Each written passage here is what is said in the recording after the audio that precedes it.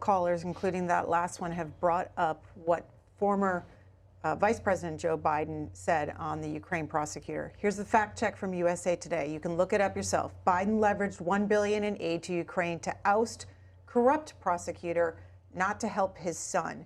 While the former vice president oversaw foreign policy in Ukraine, his son, Hunter Biden, served on the board of Burisma Holdings. Despite a recently concluded investigation by Senate Republicans that found no wrongdoing by the Bidens, claims to the contrary have continued to circulate in social media. It's true that Joe Biden leveraged $1 billion in aid to persuade Ukraine to oust its top prosecutor in March of 2016. But it wasn't because this prosecutor was investigating Burisma. It was because this prosecutor wasn't pursuing corruption among the country's politicians. Well, the facts speak for themselves. He was investigating Burisma. Burisma hired Hunter Biden, paid him extraordinary fees, and Joe Biden admitted that he took that action. Was there a quid pro quo? We have to wait to see. But I've heard that criticism of the Russian, or pardon me, the Ukrainian prosecutor before. I've not seen any details to support the charge that your fact checker makes. So you've seen details that there was evidence this prosecutor was investigating Burisma? Oh, absolutely, absolutely. That's very clearly documented. Homer, in fact, the prosecutor himself has said so. Homer in Shreveport, Louisiana, Democratic caller. Yes, I'm a 80-year-old disabled vet. I just don't understand why we raising so much cane about Hunter Biden. Hunter Biden ain't running for nothing but the border. And what's it gonna be like when they swap to the other side? Ain't Trump got a whole bunch of children? The Republicans got a whole bunch of children. They're not running for nothing. They ought to deal with the people. Why we wasting all this money just for something that ain't necessary? And they ought to find something to deal with today's public. Okay, Homer. Congressman. Well, again, the question is not Hunter Biden. It's how Hunter Biden's activities fit in with the vice president's activities with his official duties. That's the question. Was money being passed to the Biden family, and specifically to Joe Biden through the Biden family, in exchange for official acts involving his office? That, if it is proven, is going to be one of the great historic tragedies of American history, that a public official, high public official, let alone the President of the United States, was involved in such activity. The good news is we have a process that will set these facts out, and the American people will need to make a judgment. Let's go to Joe, who's in Maine, independent caller. So I was going to confront you, Tommy, and ask you what the biggest lie you've told this morning so far. But I'll tell you why I ask that. I'm a retired arson investigator. So I went 20 years being lied to by criminals. You just said the only reason to go into politics is to get rich. No, I did not say that. I did not say that.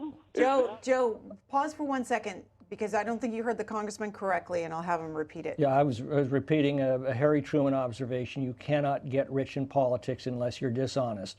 Joe Biden has gotten fabulously rich, and now I'm afraid we're starting to learn why that might have been. But with respect to your other comment, someone once shouted that out to Abraham Lincoln during one of the debates: "Liar, liar." And Lincoln's response was, "Sir, you cannot disprove Euclidean geometry by calling Euclid a liar." I've found in my career. You're a math expert? I asked you a very simple question. Why did you get into politics? Okay, we'll have him answer that. Joe, go ahead, Congressman. I got into politics because I believe that free markets and freedom create the most prosperous and happy society in human civilization. I believe in the principles of the American founding, and they have driven me during my entire political career. Charlie in Miami, Republican. Morning, Greta. Morning, Congressman. You know, you go back in history. You look at scandals, the Teapot Dome scandal, and you look at Watergate, and then you look at the Hunter Biden, Joe Biden connection that the FBI has totally ignored. In my opinion, this is a much, if you have a president that as either vice president or as a 50-year government official is selling influence to benefit an adversary of the United States for millions of dollars, that should rank up there higher than Abscam or Teapot Dome, Watergate. But then you see all this obfuscation, or you see this avoidance of interviewing Hunter Biden, or trying to saying don't interview the dad.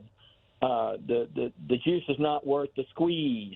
You hear all these comments during the hearing where the FBI and high-ranking swamp officials are trying to protect and avoid. But if Donald Trump, you had the papers, the documents, you've had the campaign inauguration investigated, the tax returns leaked. I mean, at the drop of a hat, we go after Trump with both barrels and get Peter Navarro, and we do the FBI SWAT arrest in the airport, and Manafort and Roger Stone. Let's let CNN come in and film a SWAT team arrest. It's just clear to the American public there is a two-tiered system of justice in Washington where they're going to hammer the Republicans and totally protect the Democrats. I just want to get your feedback. Well, the good news is this doesn't happen in a vacuum. People are watching, they're assessing the facts that come forward for themselves, and they're making their own decisions. That's how democracy operates. And it leaves something to be desired in normal times when people aren't paying attention. But in periods of crisis, that's when you see the true strength of a democracy emerge. And it's simply the process of one by one individual citizens sensing the approach of a danger and rising to the occasion. The C-SPAN audience, I think, has always been there, and I now think they're being joined by a lot of folks that haven't paid a lot of attention, but are realizing that the country has gone in a desperately wrong direction. They're seeing all of these signs of corruption within their government, and they are beginning to engage. And I have great confidence that in the end, all will come well, because the American people will assure that. John Adams began the debate over the Declaration of Independence by saying, "I care not how fickle other people have been found. I know the people of these colonies, and I know that resistance to oppression is deep and seated in their souls and cannot be eradicated." I don't think that's changed in the American spirit.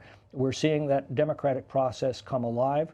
We're seeing our institutions still capable of bringing forth all of the facts, and ultimately it will be the American people who assess those facts and decide what direction to take our country. Those are the discussions that go on over family dinner tables and backyard fences. Those are the decisions that then determine the discussions that go on inside that Capitol building. Congressman, before we let you go, your reaction to the revelations that the former president faces a possible grand jury indictment connected to the January 6, 2021 attack on the Capitol.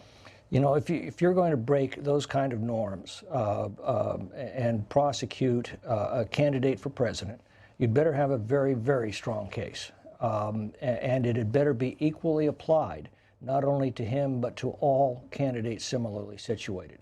You know, I was very critical of the president's speech that day and his conduct, and I said so at the time. However, he was very clear when he said, "You're now going to march, you know, peacefully and make your views known."